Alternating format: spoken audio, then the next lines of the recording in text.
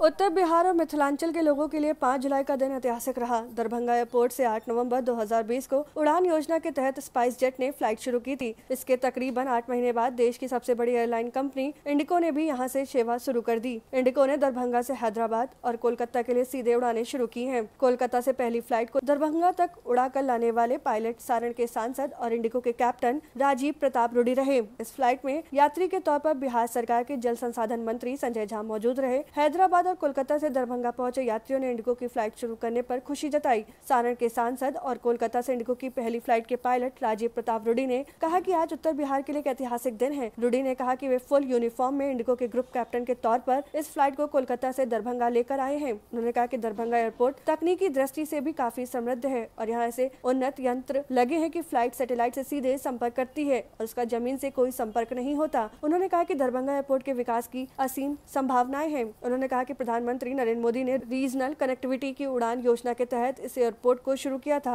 और यह बेहद सफल एयरपोर्ट बन रहा है। वहीं बिहार सरकार के जल संसाधन मंत्री संजय झा ने कहा कि मिथिलांचल और उत्तर बिहार के लोगों ने यहां हवाई सेवा का सपना देखा था, जिसे भाजपा और जदयू की सरकार ने पूरा कर दिया। उन्होंने कहा कि देश की सबसे बड़ी एयरलाइंस कंपनी इंडिगो ने यहां से सेवा शुरू कर दी है। उन्होंने कहा कि भविष्य में एयर इंडिया जैसी कंपनियां भी यहां से सेवा शुरू करेंगी। संजय झा ने कहा कि दरभंगा एयरपोर्ट पर कई असुविधाओं के बीच बड़ी संख्या में यात्री यात्रा कर रहे हैं। उन्होंने कहा कि यह एयरपोर्ट लो लैंड पर स्थित है, इस वजह से यहाँ जल जमाव और बाढ़ का खतरा है। उन्होंने कहा कि एयरपोर्ट के भीतर तकरीबन 20 किलोमीटर में बनाए गए बांध जल संसाधन विभाग के तहत आते हैं। उन्होंने कहा कि वे इन बांधों पर पक्की सड़क बनाने का काम शुरू करेंगे ताकि यहाँ समस्या न हो। संजय झा ने यह भी कहा कि जब तक नया टर्मिनल भवन बनकर तैयार नहीं होता तब तक अस्थायी पार्किंग और यात्रियों के बैठने की सुविधा की व्यवस्था वे लोग करेंगे। उन्होंने कहा कि दरभंगा एयरपोर्ट के लिए 78 एकड़ जमीन अधिग्रहण के लिए एयरफोर्स में अनुमति दे दी है। उन्होंने कहा कि अब बिहार कैबिनेट के पास होकर जल्द ही भूमि अधिग्रहण का काम शुरू हो जाएगा। वहीं एक यात्री पूनम तालुका ने कहा कि वे हैदराबाद से चलकर इंडिगो की सीधी फ्लाइट से दरभंगा पहुंची हैं। इससे उन्हें बेहद खुशी हो रही है। उन्होंने कहा कि पहले स्पाइस जेट की फ्लाइट थी जो कैंसिल होती थी तो काफी दुख होता था। उन्होंने कहा कि अब 2 विकल्प होने की वजह से काफी सुविधा हो गई है। उन्होंने दरभंगा एयरपोर्ट पर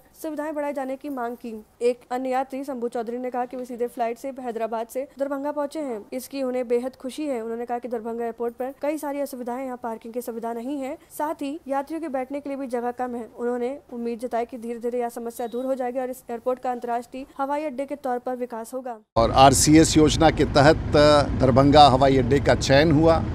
पहले स्पाइस जेट की शुरुआत हुई और स्पाइस जेट के बाद आज एक ऐसा अवसर हुआ कि इंडिगो का भी पहला फ्लाइट आज दरभंगा कलकत्ता से उतरा।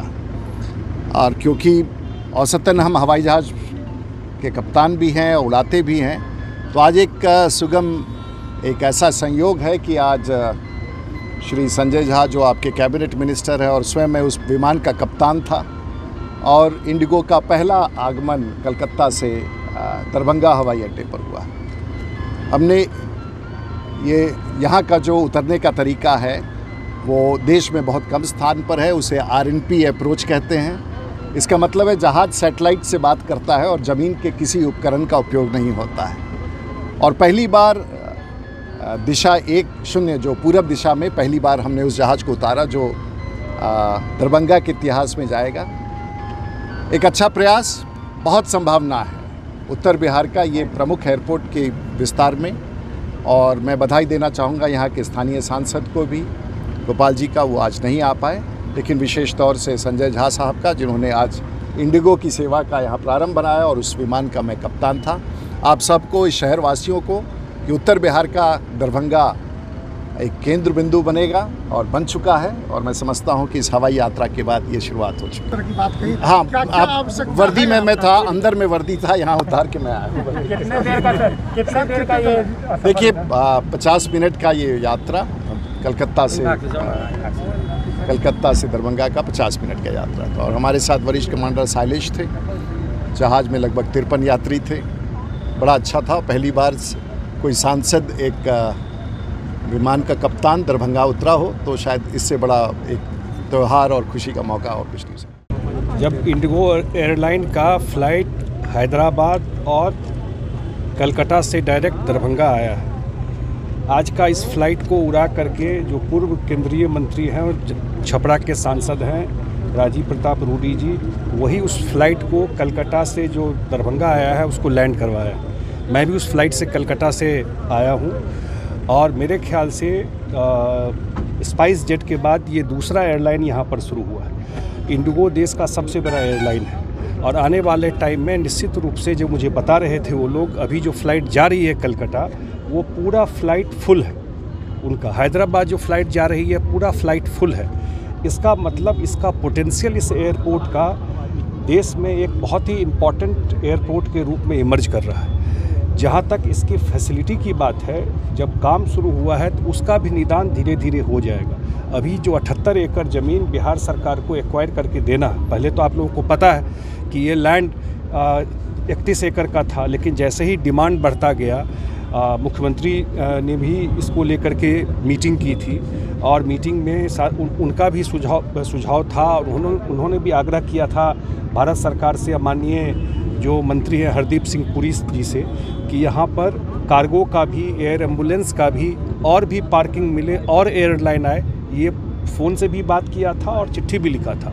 उसी दिशा में काम प्रोग्रेस हो रहा है और लैंड का आवश्यकता इस पर पड़ा है। जो 121 करोड़ रुपया पहले ज़मीन के लिए था 31 एकड़ के लिए, अब ये करीब 350 करोड़ रुपया हो गया। अब कैबिनेट में जाएगा ये और बिहार सरकार जल्दी ही इसको एक्वायर करने की प्रक्रिया बहुत जल्दी शुरू हो जाएगी। एक बार लैंड एक्वायर हो जाएगा तो आपको इस पे टर्मिनल बिल्डिंग बनना, अन्य फैसिलिटीज़, वो थोड़ा समय लगेगा। तब तक जो समस्या है, अभी मैं देख रहा था जल संसाधन का भी कोई इशूज है।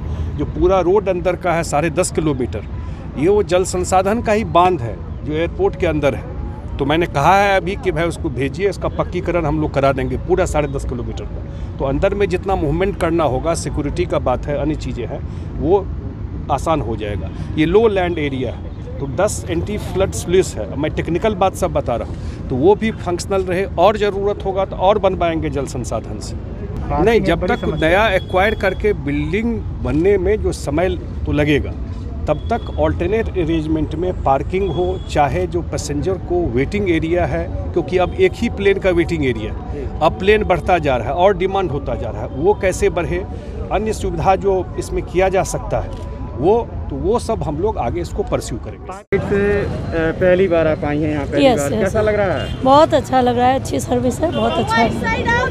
कैसे, मतलब क्या कोई परेशानी हुई सीधे आने में? कोई नहीं, कोई परेशानी नहीं, बहुत अच्छी।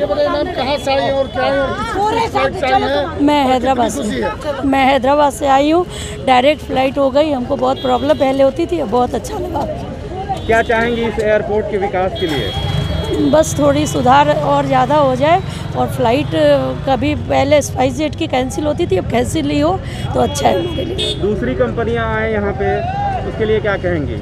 अच्छी बात है, जितना अच्छा विकास होगा उतनी अच्छी बात है ना। नहीं, बड़ी खुशी हुई कि डायरेक्ट फ़्लाइट हैदराबाद से यहाँ के लिए, दरभंगा के लिए मिली है और सुविधा का कुछ यहाँ अभाव है अभी, लेकिन जितना है उससे बहुत खुश हैं और आगे भविष्य में आगे और बढ़ता रहे, इस तरह की सुविधा फ्लाइटें बढ़ती रहे, आने जाने में बड़ी सुविधा है। स्पाइस जेट के बाद इंडिगो दूसरी कंपनी है। हाँ, क्या चाहेंगे आप और कंपनियां आए यहाँ? नहीं, और कंपनियां आए क्योंकि यहाँ जो हब है, यहाँ से जितने पैसेंजर हैं उसके हिसाब से सुविधा का थोड़ा अभाव है। कोई बात नहीं, धीरे धीरे सब सारी सुविधाएँ आएंगी तो सारे लोग सुख पाएंगे। आप चाहते हैं कि अंतर्राष्ट्रीय हवाई अड्डा भी बने? जी, निश्चित रूप से अंतर्राष्ट्रीय हवाई अड्डा बने। ये अगर आपको हमारा वीडियो पसंद आया हो तो इसे लाइक करें, सब्सक्राइब करें और साथ ही बेल आइकन दबाना ना भूलें।